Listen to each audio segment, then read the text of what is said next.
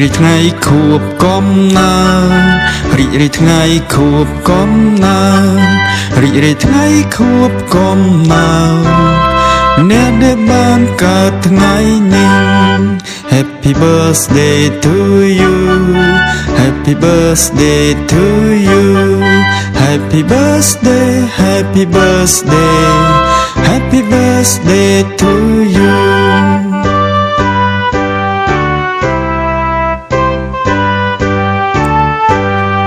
សូមអបអរហើយជូនពរសុខភាពល្អកាយមាំមួនសូមប្រកបដោយព្រះគុណនិងក្រីស្រឡាញ់នៃព្រះសូមឲ្យព្រះប្រទានពរឲ្យមានអំណររាល់ថ្ងៃមានប្រាជ្ញាឆ្លាតវៀងវៃមានក្តីសុខទាំងគ្រួសារ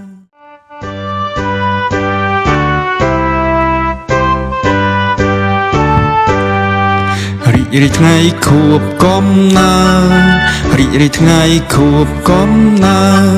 តរីរីថ្ងៃខួបកំណើតអ្នកដែលបានកើតថ្ងៃនេះ Happy birthday to you Happy birthday to you Happy birthday Happy birthday Happy birthday to you